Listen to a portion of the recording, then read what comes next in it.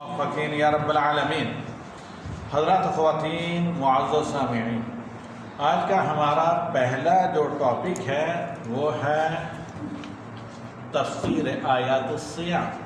Fasting سے متعلق جو قرآنی آیات ہیں ان کی کمنٹری یا ایکسپلینیشن یا تفسیر جو بھی آپ سمجھتے ہیں سمجھتے ہیں۔ میں جو ہے حالانکہ آج صرف 185 سے آگے تفسیر کرنا چاہتا تھا، لیکن آپ لوگوں کے آنے کی وجہ سے جو نیا طبقہ جو ہے نا ہمارے سامنے ہیں، ان کو مد نظر رکھ کر چاہتا ہوں کہ جتنے روز فاسٹنگ سے متعلق جو قرآنی تعلیمات ہیں ان ساری آیات کو خواہ مجھے زیادہ ٹائم دینا بھی پڑے تو لیکن سب کی تفسیر کروں۔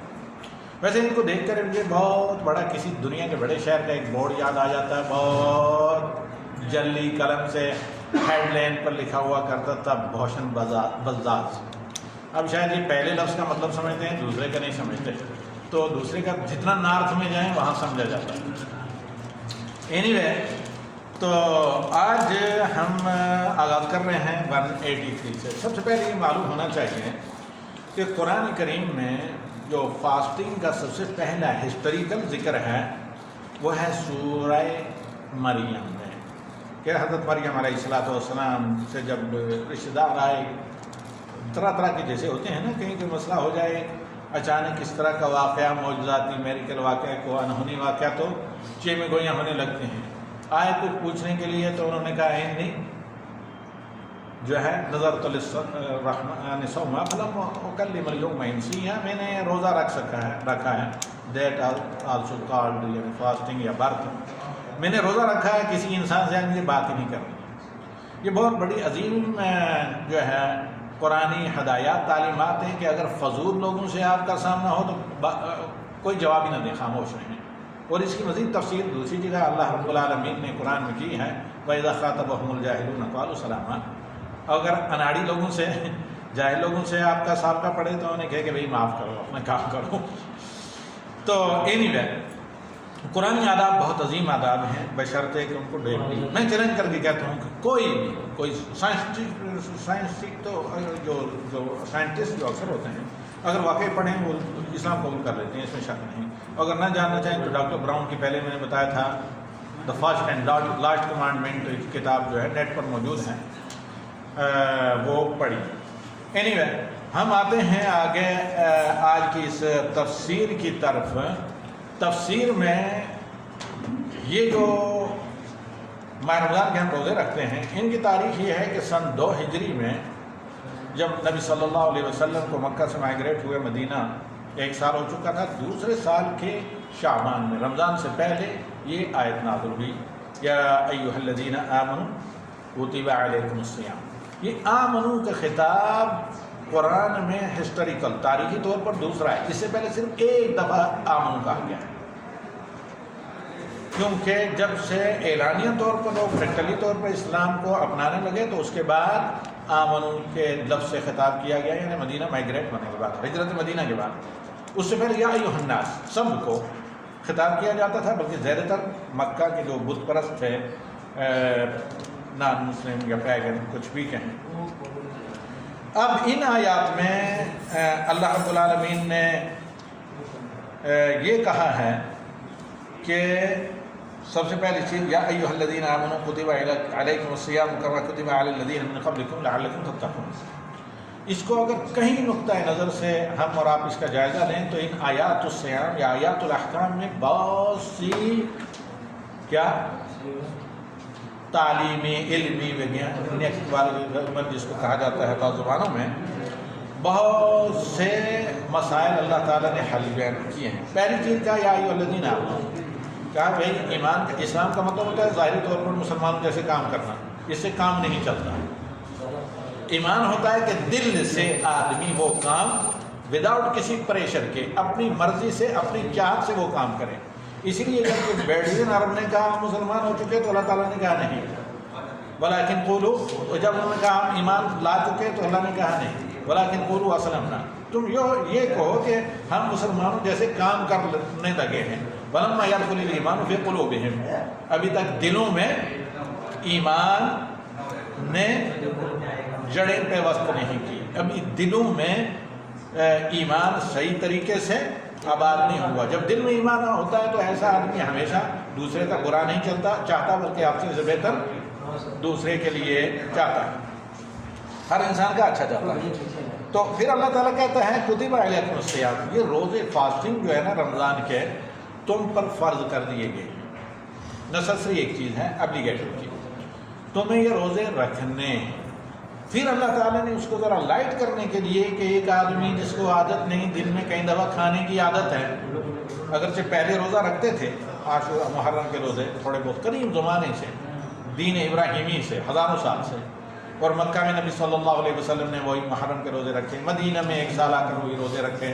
جیسے ربیع بنت المعوذ کی روایت ہے کہ ہم بچوں کو بھی روزہ رکھواتی تھی، ان کی گیند وغیرہ دے کر ان کو بہلایا جاتا تھا. پھر خیر اللہ تعالیٰ کہتا ہے کما کتب علی الذین من قبلکم لعلکم تتقون، جیسے کہ تم سے پہلے والے لوگوں پر روزے فرض کیے گئے. یعنی تم ہی نہیں ہو جو نبی صلی اللہ علیہ وسلم کی امت ہو، بلکہ جتنے مسلم تھے. اسلام تب سے ہے جب سے یہ کائنات یونیورسل بنی ہے.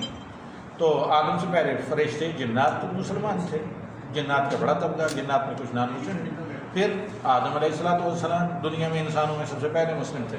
تو نبی صلی اللہ علیہ وسلم صرف ایک فائنل میسنجر آف اسلام ہے، آخری اسلام کے کیا پیغمبر رسول جو ساری کائنات کے لیے بھیجے گئے ہیں.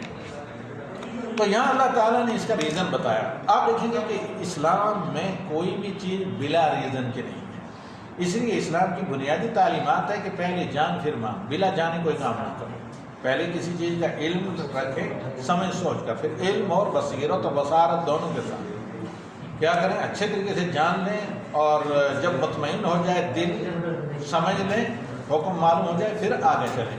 فَاعْلَمْ أَنَّهُ لَا إِلَهَ إِلَّا اللَّهُ، لا الہ الا اللہ بھی پڑھیں تو سمجھ کر پڑھیں، اور اس کا جو تقاضا اور ریکوائرمنٹ ہو ان کو پورا کریں. اگر واقعی مسلم ریکوائرمنٹ کو پورا کرتے تو کوئی مسلمان غلطی نہ کرتا، اور نہ کوئی مسلمان شرک کرتا اور نہ بدعت کرتا. تو اب تقویٰ دیکھیے، اس میں روزے میں کنٹرول کیا جاتا ہے ٹمپریری، کب سے لے کر صبح فجر ڈان سے لے کر سن سیٹنگ تک، مغرب تک. کس چیز پر؟ زبان کی لذت پر، کھانے پینے پر. اسی طرح انسان کی سیکسول ریکوائرمنٹ شرمگاہ پر، اور پھر کس پر؟ آرام پر. یعنی پیٹ کو قابو میں رکھا جاتا ہے، آرام کو قابو میں رکھا جاتا ہے، اور سیکشول ریکوائرمنٹ جو آدمی کی ہیں، جنسی ضروریات، ان کو قابو میں رکھا جاتا ہے، ان کو لمیٹڈ کیا جاتا ہے صرف رات کے اندر. اور اگر آپ ڈیپلی غور کریں گے کہ ساری دنیا میں جتنے کرائم ہوتے ہیں وہ انہی کی وجہ سے ہوتے ہیں. اگر یہ نہ ہو تو انسان فرشتہ بن جائے. ہمارے اس کے ساتھ ذرا کنیکٹ کریں اس کو.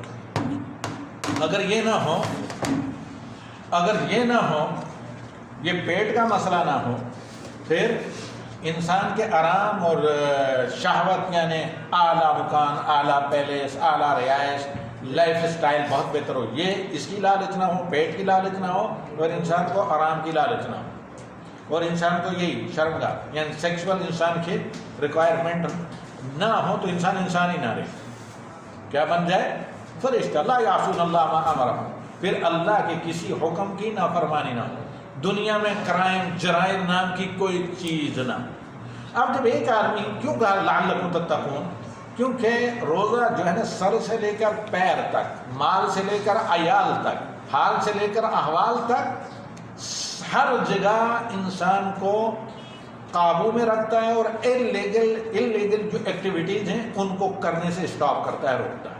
جب ایک آدمی 30 ڈیز یا 29 ڈیز فاسٹنگ یا روزہ جو شرعی رولز ہیں ان کے مطابق رکھے گا، اور پھر وہ ایک اللہ کا فیئر یا اللہ تعالیٰ کا خوف، تقویٰ ہوگا اس کے دل کے اندر، تو یقیناً وہ سال کے 11 مہینے کم از کم جو اس کے لیے الاؤ ہے، یعنی اپنے پیٹ کی ضروریات کرپشن سے نہیں پوری کرے گا، چوری ڈاکہ زنی، کسی کا چھین کر، کسی پر ظلم کر کے نہیں پوری کرے گا. دن میں کھائے گا لیکن اپنی کمائی جو موجود ہے اسے دال چاول روٹی چٹنی وہ اس پر گزارا کرے گا، کسی کے اس پہ ہاتھ نہیں مارے گا. اور یہ میں نے باقاعدہ بہت سی اسٹڈیز پر میں نے کیا، کافی جب اسٹوڈنٹس تھا. ایک آفیسر تھے کافی بڑے، جدہ میں رہتے تھے. میں نے کہا آپ کے بارے میں کہا گیا ہے کہ چین اسموکر تھے، یعنی ایک سگریٹ پھینکتے ہی نہیں تھے، دوسری منہ میں ڈالی جاتی تھی. تو آج کل تو بالکل آپ سگریٹ نہیں پیتے, کیا وجہ ہے؟ تو کہنے لگے یہ بھی ایک عجیب اتفاق ہے کہ میں تنگ آ چکا تھا لیکن سگریٹ کو چھوڑ نہیں سکتا تھا. ایک دفعہ میں مکہ میں آیا تو کوئی پمفلٹ میرے پاس آیا, تو پھر میں نے کہا کہ جس طرح اس زمانے میں فاسٹنگ کا ڈوریشن وہ جولائی وغیرہ میں روزے تھے کافی لمبا, تو اب کہا کہ جب اتنے گھنٹے ہم بلا سگریٹ کے رہ سکتے ہیں تو کوشش کریں تو سال بھر یا مہینے بھر کا. شروع میں نے دن میں ایک پینا شروع کی, پھر کم کرتے کرتے کرتے اب نفرت ہو گئی. تو سبب بنا کیا؟ روزہ. اب ایک آدمی جب روزہ تقوی کے لیے رکھے گا تو یقینی طور پر وہ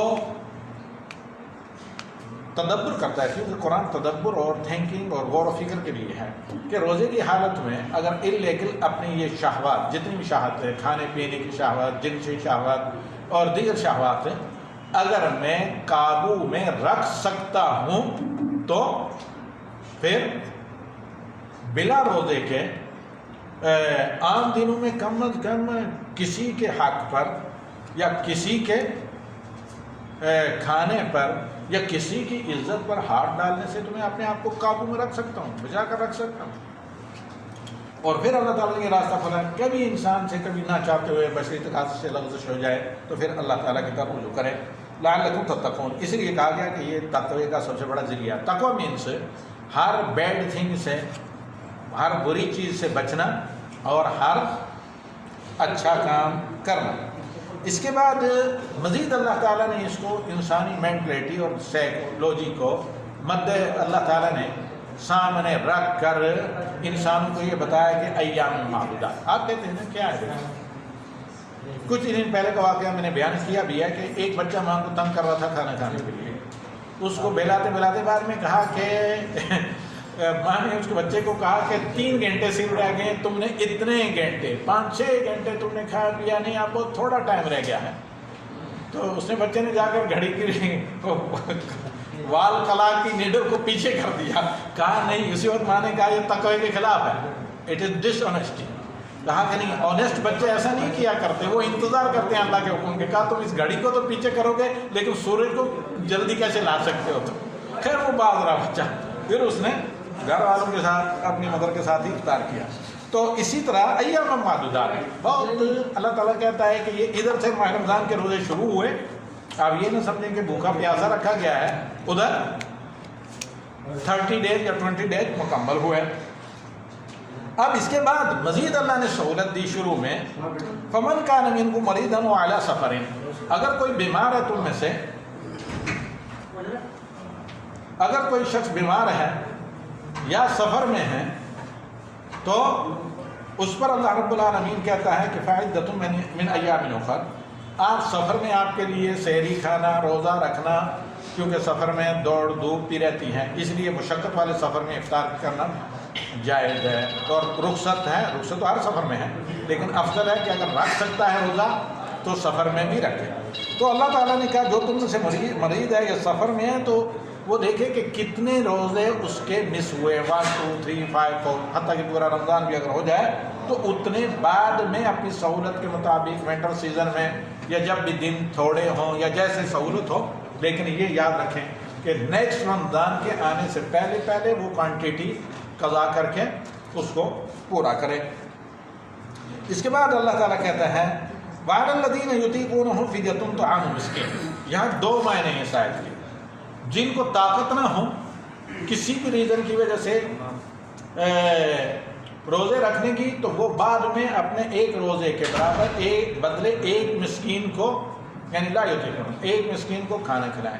حضرت انس چونکہ 110 سال ان کی عمر تھی جب عراق میں تھے, تو وہ آخر میں بڑی دیگ کھانے کی پکا کر 30 مسکینوں کو ایک ساتھ کھلا دیا کرتے تھے. ایسے بھی کر سکتے ہیں. یہ حصہ, یہ معنی جو آیت کا تفسیر کا یہ محکم ہے, ابھی باقی ہے.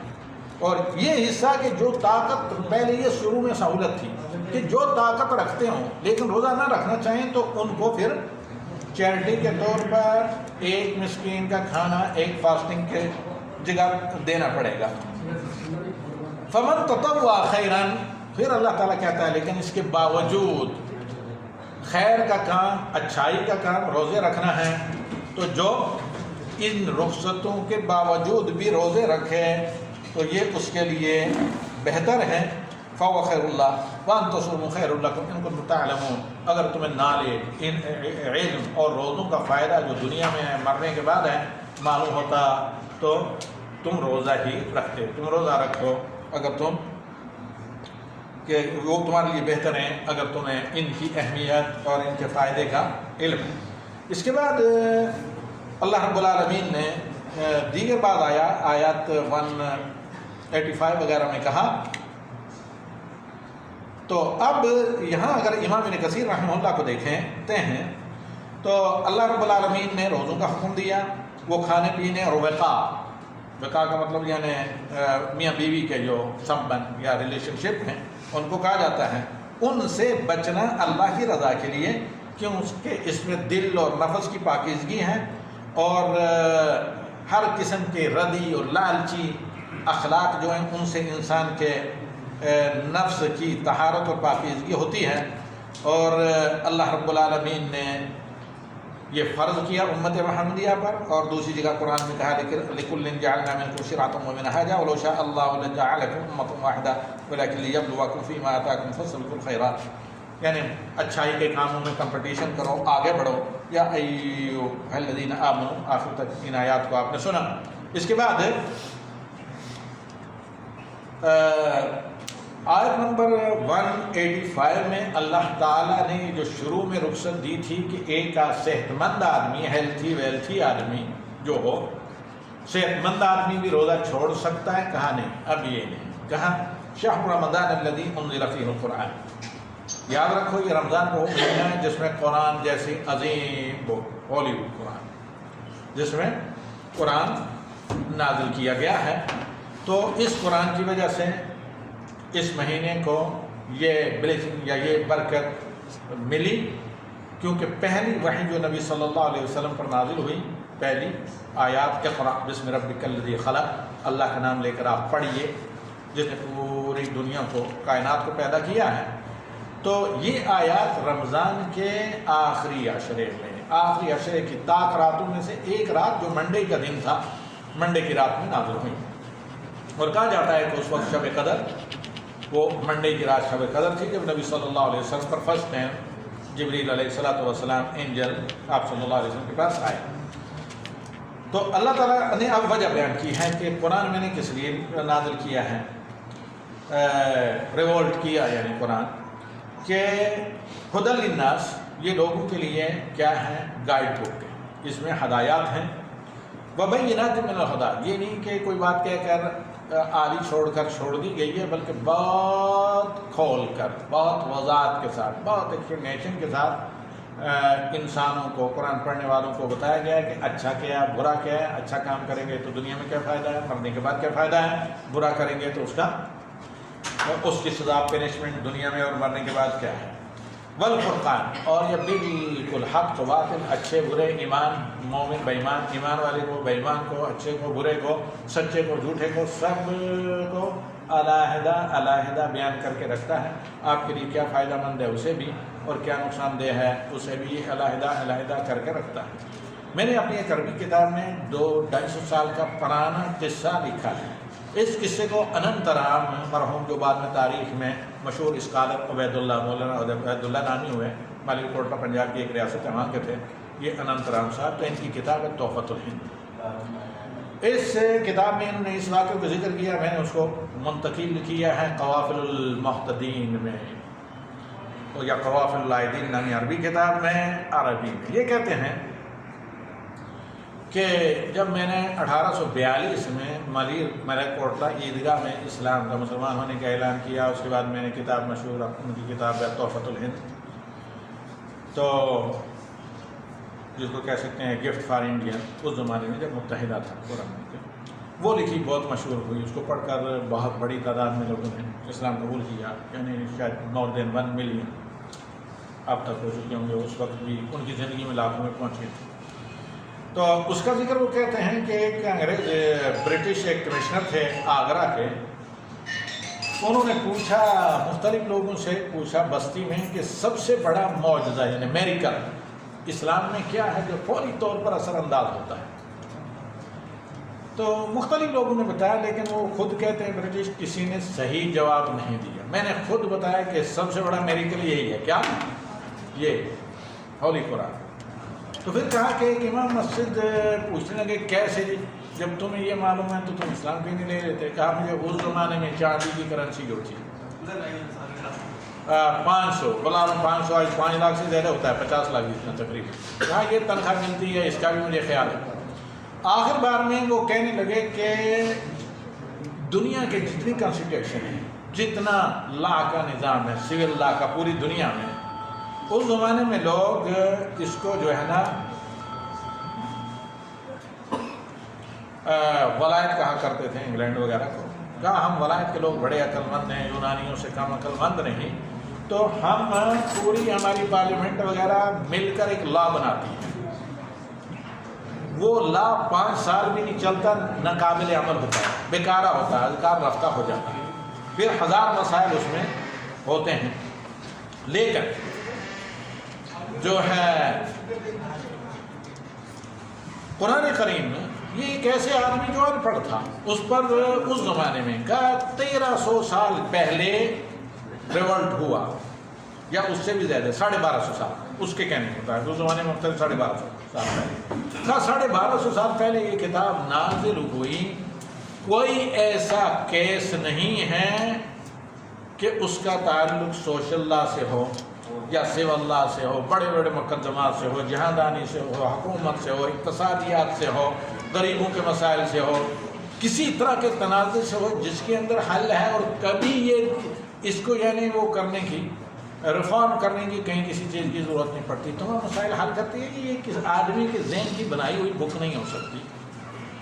یہ اسی اللہ تعالیٰ نے، خالق نے نازل کیا جو پورے کائنات کا خالق ہے، اور پیدا کرنے سے پہلے جانتا تھا کہ اس کی مخلوق یا کریشن، اس کے بندوں کی ضروریات کیا ہیں۔ خیر یہ آدمی بعد میں برٹش پارلیمنٹ کو بھی اس نے وہ کیا تیاگ پتہ دے دیا، بعد میں خیر اسلام قبول کیا اور اچھے لوگوں میں سے ہوئے، بلکہ برصغیر میں ایک بستی کو میں ایسے جانتا ہوں کہ وہ پوری کی پوری بڑی خوشحال لوگوں کی بستی ہیں، کہ پوری کی پوری بستی اچھے بہت انہیں دیندار لوگ ہیں، لیکن انہیں جو برطانوی لوگ اس زمانے میں آل عبد الرحمن ایک علاقہ کہلاتا ہے، مسلمان ہوئے تھے، انہیں کی نسل سے ہیں۔ اور آپ کو پتہ ہے کہ گزشتہ صدی کے سب سے بڑے اسکالر علم حدیث کی جو البانی رحمہ اللہ تھے، ان کا بھی بیسکلی برٹشی برٹش رائل فیملی کے ساتھ کہا جاتا ہے تعلق، واللہ اعلم بالصواب۔ تو کہنے کا مطلب یہ کہ قرآن جو پڑھتا ہے، ان صاحب کا بھی یہ کہنا تھا، لوگ پڑھتے نہیں، خود مسلمان ڈیپلی نہیں پڑھتے، لیکن اگر قرآن کو اگر ڈیپلی کوئی شخص پڑھے گا وہ یقیناً مسلمان ہوگا۔ یہیں پر رمضان کیمپ میں چند سال پہلے جو ہے یہاں پر ایک یونیورسٹی کے برٹش پروفیسر تھے جو ہمارے پاس آئے، پھر مسلمان بھی ہوئے، فریڈرک غالباً نام کا۔ میں نے ان سے پوچھا تھا، انہوں نے اپنے ہاتھ سے 3 جواب لکھ کر دیے۔ کہا واحد اس وقت میں نے بہت کئی مذاہب، بدھزم سے لے کر کرسچیانٹی، جیوزم، تمام مذاہب پڑھے، لیکن ہر مذہب والے اپنی کتاب کو چینج کرتے ہیں، واحد یہ کتاب ہے جو اپنے پڑھنے والے کو چینج کرتی ہے۔ ساری دنیا سے آپ اس کی کاپی جمع کریں، 1500 سال پہلے کی اس کی کاپیاں جمع کریں، تقریباً میں کہہ رہا ہوں، ورنہ تقریباً یعنی 1450 سال پہلے کی اس کی کاپیاں جمع کریں، اور بعد میں جمع کیا مسلمان آدمی وغیرہ نے، اور ساری دنیا سے کسی بھی بر اعظم سے آپ اس کی کاپی جمع کر کے لیں، آپ کو ایک فاؤنٹ کی تعداد میں بھی فرق نہیں ملے گا، یعنی اور انداز تحریر جو اسٹائل آف رائٹنگ ہے وہ بھی آپ کو چینج نہیں ملے گا، ایک جیسا نہیں ہوگا۔ تو یہ اللہ تعالیٰ کا معجزہ ہے، انا نحن نزلنا الذکر وانا لہ لحافظون، ہم انہیں قرآن کو نازل کیا اور ہم اس کی حفاظت کرتے ہیں۔ تو الغرض قرآن پڑھنے والوں کو چینج کرتا ہے، خود چینج نہیں ہوتا، اور اس کا دین اسلام اپنی جگہ باقی رہتا ہے، جو اس پر چلنا چاہے وہ سیدھا ہو جائے گا، لیکن یہ ٹیڑھوں کے ساتھ کبھی نہ اسلام ٹیڑھا ہوتا ہے اور نہ قرآن ٹیڑھے کے ساتھ ٹیڑھا ہوتا ہے۔ جو ٹیڑھا ہوتا ہے اس کو خود نکال کر باہر پھینک دیتا ہے، چاہے وہ اپنا کتنا ہی قریبی کیوں ہو، یعنی اس میں وہ جو نہیں ہے کہ ہاں فلاں فیملی یا قبیلے کا آدمی ہے تو ورنہ بانکے لال نامی مشہور جو جن کی کتاب ہے ضیاء الرحمن آدمی، ان کا پرانا نام کیا تھا؟ بانکے لال ہی تھا. اور علم حدیث میں موجودہ تقریباً گزشتہ 50 سال میں سب سے زیادہ بڑی کتاب انہیں کی انسائکلوپیڈیا، اور مدینہ یونیورسٹی میں وہ لیکچرر بھی تھے. مجموعۃ الصحیح السنہ غالباً یہ اس کا نام ہے. تو کہنے کا مطلب یہ تھا کہ قرآن کو تدبر سے پڑھے جائیں. تو اللہ تعالیٰ کہتا ہے شہر رمضان الذی انزل فیہ القرآن ھدی للناس وبینات من الھدی والفرقان. یہ قرآن جو ہے نا ہر چیز کو آپ کے لیے بہت اوپنلی بیان کرتا ہے، اور اگر آپ اس کو پڑھیں گے تو آپ کے سامنے اچھائیاں ہی اچھائیاں ہر طرف سے کھلتی ہیں. پھر اگر اللہ رب العالمین کہتا ہے کہ فمن شہد منکم الشہر، جو تم میں سے اس شہر رمضان کے مہینے میں اپنے گھر پر ہو، یعنی سفر پر نہ ہو، رمضان کے مہینے میں ہو، صحت بھی ٹھیک ہو، تو فلیصم، اس پر فرض ہے کہ وہ فاسٹنگ کرے، وہ ماہ رمضان کے شروع سے لے کر آخر تک پورے روزے رکھے. ومن کان مریضا او علی سفر، اگر کوئی شخص بیمار ہے یا سفر میں ہے، فعدۃ من ایام اخر، دوسرے دنوں میں اسی تعداد کی قضا کرے. کیوں؟ یرید اللہ بکم الیسر ولا یرید بکم العسر، اللہ رب العالمین تمہارے ساتھ آسانی کرنا چاہتا ہے، تمہیں تنگی میں مبتلا نہیں کرنا چاہتا، نہ تمہیں تنگی میں دیکھنا چاہتا ہے. اور وَلِتُكْمِلُوا الْعِدَّةَ، اور یہ اس لیے بھی ہے کہ تم ان روزوں کی تعداد کو پورا کرو. جب پوری تعداد 29 یا 30 ہو جائے تو پھر کیا کرو کہ وَلِتُكَبِّرُوا اللَّهَ، پھر عید کا چاند دیکھتے ہی اللہ کی بڑائی بیان کرو. اللہ اکبر، اللہ سب سے بڑا ہے، جیسے اللہ تعالیٰ نے تمہیں طریقہ بتایا ہے. وَلَعَلَّكُمْ تَشْكُرُونَ، اور تاکہ تم اللہ تعالیٰ کا شکر کرو، اللہ تعالیٰ کے نعمتوں کی قدر کرو کہ تمہیں اللہ نے یہ رمضان کے روزے رکھنے کی توفیق دی. کیوں کہ نبی صلی اللہ علیہ وسلم فرماتے ہیں ایما رجل من امتی، میری امت کا جو شخص ادرک رمضان ثم انسلخ منہ فلن یغفر له فابى له اللہ، جس انسان کو بھی رمضان کا مہینہ ملا اور اس نے اللہ سے اپنے آپ کو معاف نہیں کروایا، اور والدین کا بھی ساتھ ذکر کیا گیا، جس نے والدین کے ساتھ اچھائی نہیں کی، تو یا اسی طرح نبی صلی اللہ علیہ وسلم کا نام سن کر جس نے نہیں کہا صلی اللہ علیہ وسلم، فابى له اللہ، اللہ اسے دفع کرے. کیونکہ رمضان کا مہینہ اللہ تعالیٰ نے بخشش، معافی، دعاؤں کی قبولیت اور لوگوں کے ساتھ اچھائی کا مہینہ بنایا ہے. اس میں جو بھی آدمی اچھا کام کرتا ہے تو اس کے نتیجے میں اس کے کیا سین گناہ کیا ہوتے ہیں، بالکل کلین، ہسٹری کلین ہو جاتی ہے، ڈیلیٹ انٹر ہو جاتے ہیں سارے. اور اس میں اس آیت میں اللہ رب العالمین نے ماہ رمضان کی تعریف یعنی ایک انٹروڈکشن کروایا ہے کہ یہ نزول قرآن کا مہینہ ہے. اس میں شک نہیں کہ انہی کے لیے فائدہ مند ہے جو اس مہینے میں زیادہ سے زیادہ قرآن کو پڑھیں اور تدبر کے ساتھ پڑھیں، سمجھیں اور دوسروں کو سمجھائیں بھی. سفر میں رمضان کے کچھ مسائل ہیں، ان کا ہم یہاں ذکر کریں گے، لیکن اس سے پہلے اللہ رب العالمین نے ان عبادات کی تکمیل کا حکم دیا ہے. تو اللہ تعالیٰ کہتا ہے تکبر اللہ علی ما ہداکم، جیسے جمعہ کی نماز کے بارے میں کہا فائدہ قضیتم یا حج کے بارے میں کہا فائدہ قضیتم مناسککم فاذکروا اللہ کذکرکم آباءکم، اور اسی طرح نماز کے بارے میں کہا فائدہ قضیت الصلاۃ فانتشروا فی الارض وابتغوا من فضل اللہ واذکروا اللہ کثیرا لعلکم تفلحون. اس کے بعد چونکہ ماہ رمضان کے روزے میں سحری سے لے کر افطار کرنے تک اور رات کے وقت قیام میں سجود میں دعائیں بہت قبول ہوتی ہیں، تو اللہ تعالیٰ کہتا ہے وَإِذَا سَأَلَكَ عِبَادِي عَنِّي فَإِنِّي قَرِيبٌ. حضرت علی کہتے ہیں ہم نے نبی صلی اللہ علیہ وسلم سے پوچھا اپنے رب سے ہم کیسے دعا کریں، بہت چیز کر یا بالکل دل میں یا کیسے؟ اس کا جواب اللہ تعالیٰ نے یہ دیا ہے کہ وَإِذَا سَأَلَكَ عِبَادِي عَنِّي، جب میرے بندے میرے بارے میں پوچھیں، سوال کریں، فَإِنِّي قَرِيبٌ، میں بہت زیادہ قریب ہوں. اجیب دعوۃ الداعی اذا دعانی، دعا کرنے والے کی دعوت کو میں قبول کرتا ہوں جب بھی وہ کیا کرتا ہے، میری دعا جب بھی مجھ سے وہ دعا کرتا ہے، لیکن ایک ہی شرط ہے فلیستجیبوا لی، وہ بھی میرے حکم کو قبول کرے، مانے میرے کمانڈمنٹ کو، میرے آرڈر کو، ولی یؤمنوا بی، مجھ پر ایمان لائے، میں دعائیں بھی قبول کروں گا، سب کچھ اسے ملے گا، روزہ رکھنے کا اجر بھی ملے گا، جو دینی کام ہے شریعت کے ان کاموں کو کرنے کا اجر بھی ملے گا، لیکن کب؟ جب مجھ پر ایمان لائے گا۔ ایمان نہ لائے، دل سے ایمان، زبان سے تقریر نہ، زبان سے اقرار نہ کرے، اشہد ان لا الہ الا اللہ واشہد ان محمد رسول اللہ پڑھ کر، تو پھر کسی کام کا آخرت میں مرنے کے بعد فائدہ نہیں ملے گا، دنیا میں مل سکتا ہے شہرت، نام وری، سب کچھ۔ تو پھر آگے اللہ رب العالمین کہتا ہے لعلکم یرشدون، تاکہ یہ لوگ کیا ہوں؟ ہدایت یاب ہوں۔ اللہ تعالیٰ دعائیں سنتا بھی ہے اور آپ کی حالت کو جانتا بھی ہے۔